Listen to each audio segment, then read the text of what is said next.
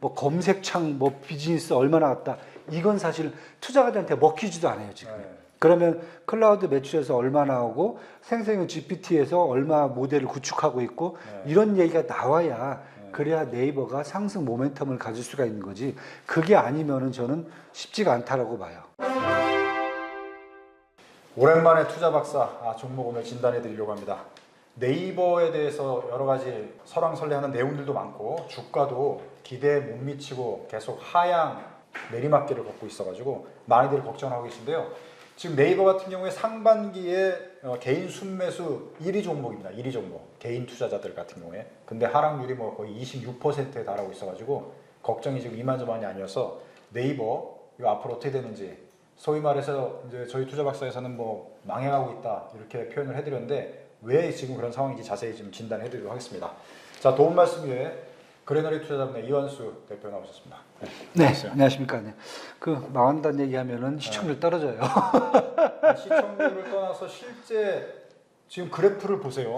그렇죠. 3년, 네. 3년, 1년 이렇게 우리 이제 그 주식 차트 볼 때 단기간이라 장기간 볼 때 1년 차트, 3년 차트 이렇게 보잖아요. 진짜 망해. 차트로만 보면 네이버가 망해가고 있어요.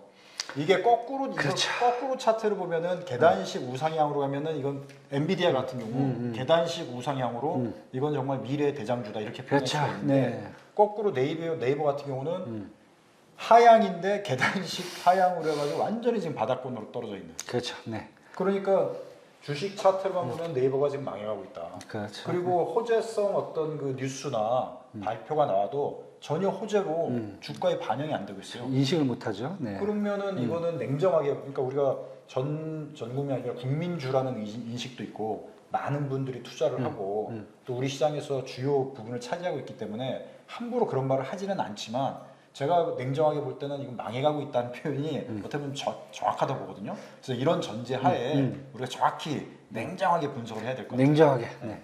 냉정하게 본다면은 자, 현 주가 일단 어떻게 주가, 보시는지 좀 주가죠. 평가를 해주세요.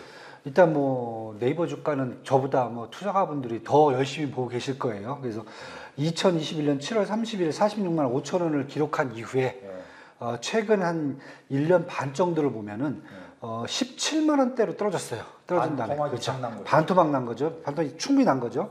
17만 원에서 23만 원 사이에 박스권을 한 1년 반 정도 움직이고 있어요. 근데 1년 반 동안 움직이지 않고 그 안에 있다면은 그렇죠? 투자 시장에서는 돌아버리는 거잖아요. 그리고 최근 들어서는 자꾸 이 박스권을 또 하향이 타려하는 느낌이 있어요. 그 박스도 상단에서 놓으면 그나마 희망을 괜찮은데 네. 자꾸 밑으로 점점 내려가요. 계속 초기에는 그래도 좀 위에 상단을 뚫으려고 하는 느낌이 있었는데 지금 최근만 6개월, 1년 보면은 하단을 뚫으려는 느낌이 있어요. 네. 그러다 보니까 야, 이렇게 되면 도대체 이 주식 시장을 어떻게 봐냐, 주가를 어떻게 봐냐, 지금 이런 느낌도 있고요. 네. 추정 PR이죠. 예상 PR을 봐도 한 18배로 저평가돼 있어요. 네. 그 IT 대표 기업이 PER 18배라는 것은 사실 저평가됐다고 봐야 될 거고 IT 회사가 갖고 있는 역동성이라든지 성장성을 찾아볼 수 없는 그런 PER이다. 그러니까요. 예, 최소한 PER이 한 40배는 나와야 그래야 이 회사가 좀 변동성을 갖고 뭔가 움직임이 있다라고 판단할 수 있는데 뭐 PER 18배라는 것은 이것은 뭐 사실 제가 봤을 때는 거의 기업이 안 움직인다. 그냥 내수주 느낌이에요. 그렇죠. 뭐 PBR도 1.11배예요. 어떻게 보면은 정부가 추구하는 밸류업으로 들어가야 되는 그런 생각이 들 정도예요. 이렇게 돼 있고 그렇다고 또 배당 수익률이 또 높은 것도 아니에요. 2023년도 배당 수익률을 보면 0.7%예요. 배당도 안 줘요. 그럼 도대체 이게 무슨 회사일까? IT 회사가 맞을까? 라는 생각이 좀 드는 그러한 주가 수준대에 와 있다. 저는 이제 이렇게 보여집니다. 좋아요. 구독! 그러니까 이제 한국에서는 뭐 성장, 뭐 빅테크주로 분류할 수 있는 기업인데 지금 전혀 그런 것도 아니고 뭐 배당을 많이 주는 것도 아니고. 그렇죠. 올해 초부터 상반기부터 해가지고 개인들은 소위 물타기라고 하잖아요. 그렇죠. 네. 이게 내려가는데 반드시 올라갈 거라는 확신을 가지고 더 매수를 하면서 지금 개인 순매수 1위를 했잖아요. 네이버가. 네. 한국 투자자들 입장에서. 근데 거꾸로 해외 주식을 많이 산 그 엔비디아는 이제 뭐 300% 이상 막 올라버렸고. 그러니까 이 격차감의 이 소외감은 정말 장난이 아닌 거죠. 그러면 뭐 저도 이제 계속 보고 있지만은 일단 이거 한번 이유를 한번 제가 살펴보니까 일단은 이제 이 네이버의 이제 분기 매출이 있잖아요. 네. 매출은 계속 지금 증가를 해요. 네. 지금 거의 분기당 한 2조 원이 넘어가는 2조 5천억 정도 이제 매출을 내고 있어요. 네. 그리고 영업이익이라든지 단기 순이익도 조금씩 올라가는데 네. 매출 올라가는 속도에 비해서 단기 순이익이라든지 영업이익은 네. 그 상승률이 높지가 않아요. 네. 그러니까 쉽게 해서 뭐냐면 이제 마진 증가율이 부진하다는 거죠. 네. 그러니까 비용이 높아지는 구간에 들어가 있다. 네. 그러니까 비용이 높아지는 구간에 들어가 있다는 것은 뭐냐면은 결국은 이 회사가 이제 성숙 단계에 완전히 접어들어서 네. 올드 산업으로 이제 분류되는 그런 단계거든요. 네. 그러니까 이렇게 벌써 느낌이 와요. 그리고 최근에 보면 별다른 비즈니스 확대도 없어 보이고 네. 높은 현금 흐름은 유지하고 있어요. 네. 지금 이익잉여금을 보면은 거의 뭐 한 25조 원을 쌓아놓고 있어요. 네. 그런데도 불구하고 딱히 현금 흐름이 더 변동된다든가 이런 것도 없어요. 네. 그래서 저는 이런 것들 전반적으로 본다면 이런 요인들이 어디서 나오나. 네. 첫 번째는 저는 일단 지배 구조를 일단 먼저 봐야 되지 않겠냐. 첫 번째가 뭐냐면 지금 국민연금이 한 8% 이상 들고 있고요. 그다음에 블랙록 펀드, 자사주가 이렇게 쭉 들어가 있어요. 그래서 지금 이혜진 전 창업주가 한 3.77%예요. 생각보다 이혜진이 이제 오너로 알고 있잖아요, 대부분. 네. 근데 생각보다 그 지분율이 낮아요. 낮아요. 그러니까 쉽게 해서 어떻게 보면은 주인이 없는 회사가 됐어요. 거기다 국민연금이 어떤 네. 대주주라고 볼 수 있잖아요. 근데 국민연금 아무것도 안 하죠. 그러니까 이렇게 되면은 사실상 무슨 KT나 네. 포스코 같이 약간 맞습니다. 그냥 국민기업처럼 이런 그렇게 식으로 돼가는 겁니다. 돼버렸는데 네. 이게 좀 이따가 저도 이제 얘기를 하겠지만 이게 저는 이제 저도 사실은 이렇게 지분 구조가 이혜진 그 오너가 의장이라고 그러나요? 뭐라고 표현하나요? 의장이라고 하죠. 네. 네. 그 지분율이 이렇게 낮은 거 제가 인식을 잘 못했어, 사실은. 자, 이것은 이제 만약에 카카오하고 대비가 되는 거예요. 네. 카카오 김범수 의장 같은 경우에는 네. 적극적으로 자기 회사니까 네. 별걸 다 하려고 그래요. 네. 누가 봐도. 그러다 오버하는 건 이제 그런 케이스가 되는데 여기는 반대예요. 네. 주인이 없으니까 아무것도 안 해. 뭘 할 수도 없겠죠. 할 수도 없고. 이게 첫 번째고 두 번째 이제 이러다 보니까 매출 구조를 볼게요. 아까 이제 매분기 한 2조 5천억 정도 내고 있다고 하는데 예를 들자면 이제 1분기 기점으로 본다면은 서치 플랫폼이 한 35% 수익을 내요. 매출을요. 이커머스가 한 27%, 콘텐츠가 17%, 핀테크가 14%예요. 계열사 구조를 봐도 네이버 클라우드가 있고요. 그다음에 네이버 파이낸셜이 있고 웹툰 엔터테인먼트, 네이버 INS는 그 시스템 하는 데니까 이렇게 시스템을 본다면은 이게 지금 미국에 있는 구글이라든지 아마존이라든지 아니면 마이크로소프트와 같은 IT 기업들이 갖고 있는 구조가 아니에요. 쉽게 얘기해서 아무것도 안 했다는 거죠. 그냥 국내 그 쇼핑몰처럼 장사하고 있는 거예요, 지금. 쇼핑몰 장사하는 거고 서치 플랫폼 이런 게 있으면 안 되고요. 사실은요. 지금 만약에 미래지향적인 IT 회사로서 인정을 받으려면은 클라우드 비즈니스 매출이 거의 40% 이상이 나와야 돼요. 네. 오늘 아침에 저희들이 이제 알파벳 그 실적 발표한 거 나왔잖아요. 전체 매출액에서 클라우드 서비스 쪽이 거의 40%예요. 거기가 이제 더 관심을 받을 것 같아요. MS가 조금 사고를 치는 바람에 그렇죠. 네. 아마존 웹 서비스 쪽이 또 그렇죠. 더 상대적으로 수혜를 볼 것 같아요. 아마존 웹 서비스는 거의 60%가 지금 클라우드에서 비즈니스에서 수익이 나요. 그러니까 지금 신성장 동력은 그쪽에서 있는데 네이버는 지금 거기에 끼지를 못하고 있잖아요. 아직도 여기 나와 있어요.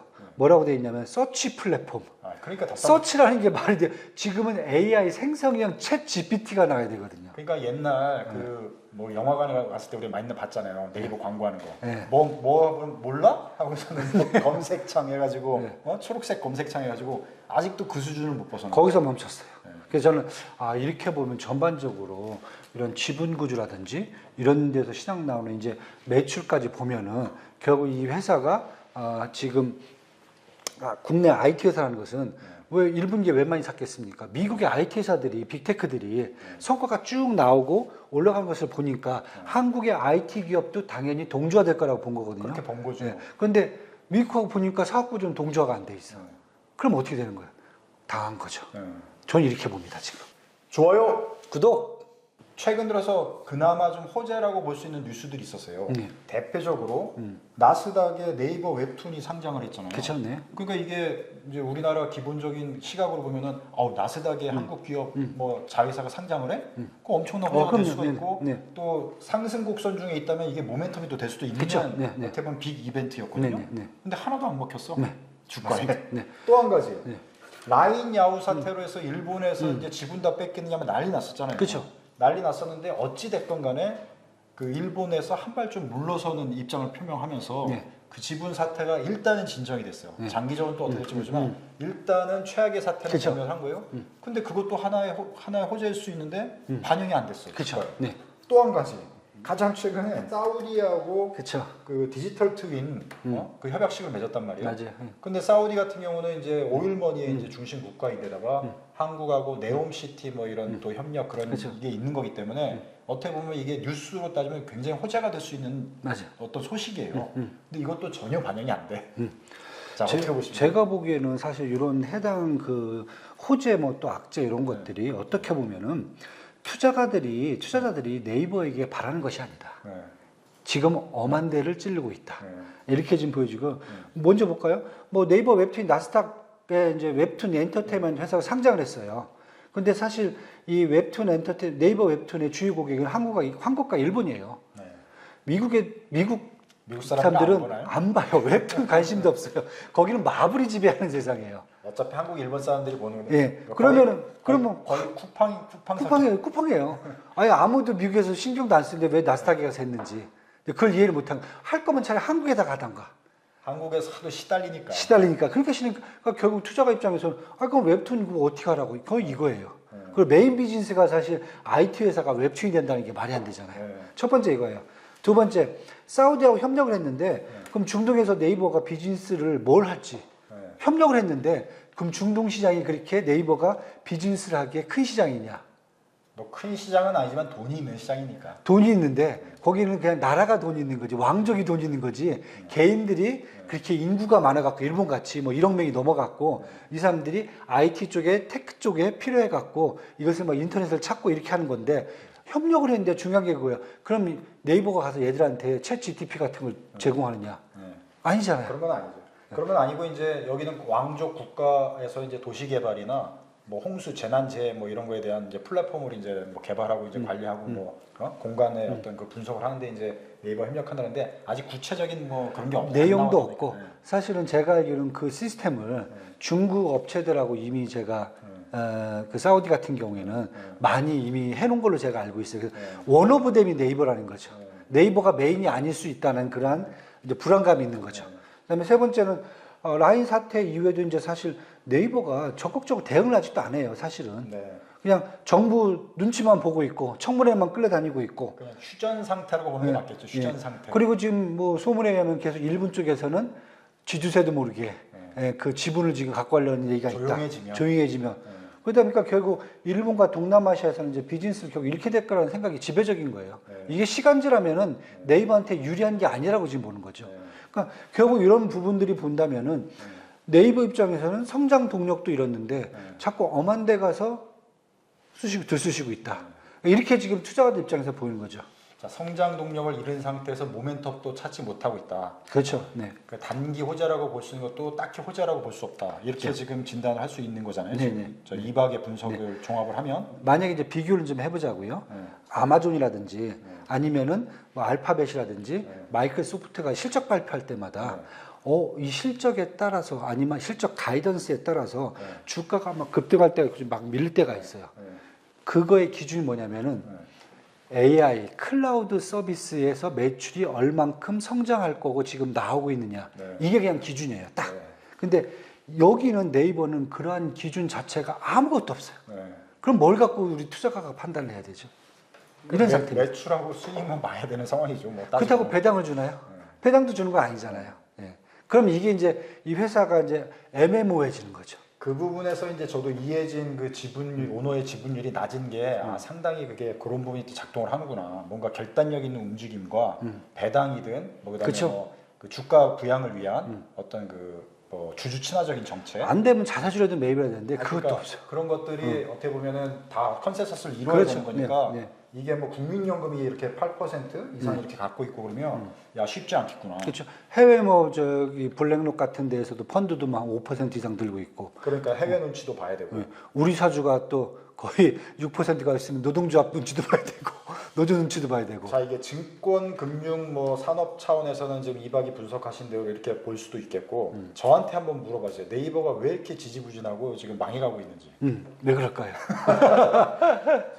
저는 이제 미디어에 있는 사람, 미디어에서 계속 평생 일하는 사람 입장에서 이제 네이버를 보는 관점으로 과거하고 다른 거를 보면 그 실적에 결국 다 영향을 미치는 건데 제가 볼 때는 이제 이거예요.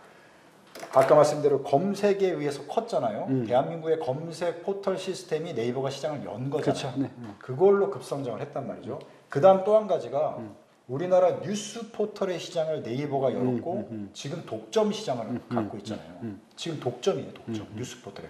모든 언론사가 지금 네이버 포털에 의존을 하고 있단 말이죠. 자, 그래서 검색, 뉴스 포털, 그 다음에 이제 스마트 스토어 해가지고 개인들도 온라인에서 팔 수 있게 하고 네이버도 이제 홈쇼핑, 온라인 쇼핑을 해가지고 쇼핑을 발전시키고 자 이렇게 해서 성장을 했단 말이죠. 근데 그 이후에 지금 말씀하신 새로운 신성장 동력으로 해서 성장을 해야 되는데 그건 없는 상태에서 기존에 성장한 이 축에서 지금 검색이나 뉴스 포털은 무너지고 있는 거예요. 그 그렇죠. 축이. 네, 맞아요. 무너지고 있어요. 왜?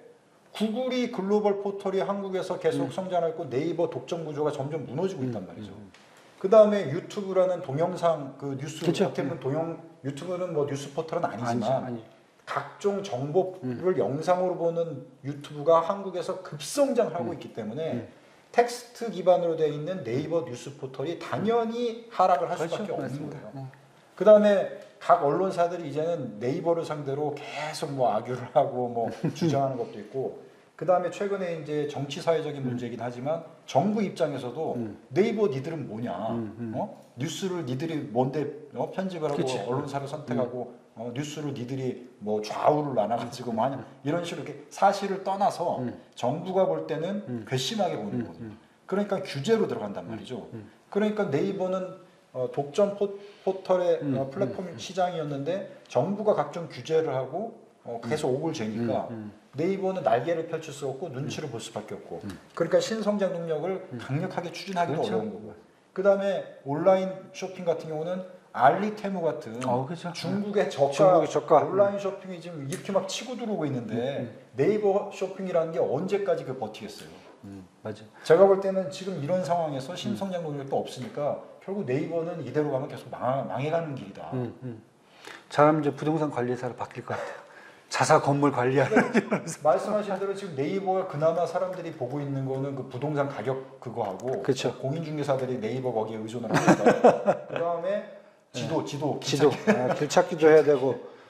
근데 그거에 무슨 빅 비즈니스가 아니잖아요. 그렇죠. 그냥 메인 비즈니스가 어떻게 아니죠. 보면 그 한국 내 그냥 동네 학고방 장사라고 해야 되나? 동네 장사인데 그렇게 해가지고는 이게 그렇죠. 맞습니다. 글로벌 시장에서 성장할 수가 없잖아요. 그러니까 아주 냉혹하게 보면 진짜 네이버가 지금 망해가고 있어요. 참 어떻게 해야 될까요? 그러면 자 이제 주주 입장에서 그 다음에 이 종목을 관심 있게 보는 투자자들 입장에서 네이버 상승 모멘텀을 가지려면 앞으로 이제 어떻게 해야 되는지 이 밖에서 한번 좀 제안을 해주시든지 진단을 저는 하나밖에 없다고 봐요 지금. 왜냐면 IT 회사라고 얘기를 하면은 거기에 걸맞는 일을 해야 돼요. 그렇다 보면은 데이터 센터 빨리 구축하고 생성형 GDP 개발해서 국내 인공지능 산업을 이끄는 모습을 보여줘야 돼요. 그쪽으로 나가지 않으면 힘들다. 왜냐하면 이미 회사의 이익잉여금이 한 25조가 쌓여 있어요. 제가 말씀드린 25조 원 쌓여 있으면은 뭐 데이터 센터 하나 구축하는데 뭐 한 5천억 정도 들고 뭐 인원 1,000명도 고용하고 이렇게 하면 뭐 전혀 못할 것이 아니거든요. 한번 승부를 띄워볼 만하거든요. 근데 아무도 지금 그걸 못 건든다는 거죠. 현금을 못 건드게 하는 거죠. 국민연금부터 시작해갖고 그게 지금 더 힘든 거죠. 그렇게 해야 앞으로 이제 지금 시장에서 전망하는 게 앞으로 생성형 GPT 시장이라든지 인공지능 산업은 국내에서는 이제 알파벳 마이크로소프트에 엣저 들어오고 이제 아마존에 AWS 들어오고 메타, 엔비디아, IBM 뭐 다 들고 들어올 거 아니에요. 그러면은 결국 외국 기업한테 잠식될 거잖아요. 근데 그것을 막아낼 수 있는 것은 사실 어떻게 보면 네이버인데 그리고 정부의 지원을 받아갖고 네이버가 그런 것을 구축해 나가야 되는데 그걸 지금 안 하고 있는 게 저는 힘든 상황 중에 하나고 그걸 보여줘야 그래야 투자가들이 회사의 전망성이라든지 아니면은 내가 투자를 할 수 있다. 삼성전자 가장 많이 투자하는 이유 중에 하나가 대한민국의 글로벌 기업이니까 그런 거잖아요. 그런 상태로 저는 가야 되지 않겠느냐. 그래야 얘기가 좀 되는 거고, 그래야 이제 앞으로 이제 클라우드 쪽에서 매출을 갖고 얘기를 해야 돼요. 네이버도. 그냥 뭐 우리 갖고 있는 뭐 검색창 뭐 비즈니스 얼마나 왔다. 이건 사실 투자가들한테 먹히지도 않아요, 지금. 그러면 클라우드 매출에서 얼마 나오고 생성형 GPT에서 얼마 모델을 구축하고 있고 이런 얘기가 나와야 그래야 네이버가 상승 모멘텀을 가질 수가 있는 거지. 그게 아니면은 저는 쉽지가 않다라고 봐요. 네, 그렇게 지금 보고 있습니다. 자, 그래서 그 이혜진 그 대주주 의장님을 비롯해서 그 국민연금도 있고 뭐 한데 그 주주분들은 대주주분들은 좀 네이버의 향후 성장, 신성장 동력을 위해서 좀 과감한 투자를 해서 이박 의견대로 뭐 클라우드 시장에 어떤 신시장을 개척을 하든 챗GPT 쪽 AI 시대에 기술 좀 개발을 해서 네이버가 글로벌 시장으로도 나가고 한국에서도 다른 지금 글로벌 포털들이 한국 시장을 계속 잠식하고 있어요. 그렇죠. 언제까지 네이버가 한국에서 독점이라고 얘기할 수가 없는 상황이에요 지금. 네네. 자, 그러니까 과거에 그 검색 포털, 뭐 뉴스 포털, 그 다음에 뭐 쇼핑, 온라인 쇼핑 여기에 지금 의존할 때가 아니라 빠르게 지금 투자를 해서 신성장 동력을 빨리 찾는 길로 나가주시면 좋을 것 같다. 그것이 이제 주주나 투자자분들이 바라는 바니까 네이버 그 관계자분들께서는 조금 좀 긴장감을 갖고 저희한테 화는 내지 마시고 위기의식을 갖고 좀 파이팅을 해주셨으면 좋겠습니다. 다음번에 저희가 또 관심 갖는 종목 분석을 해드리도록 하고요. 시청해 주셔서 고맙습니다.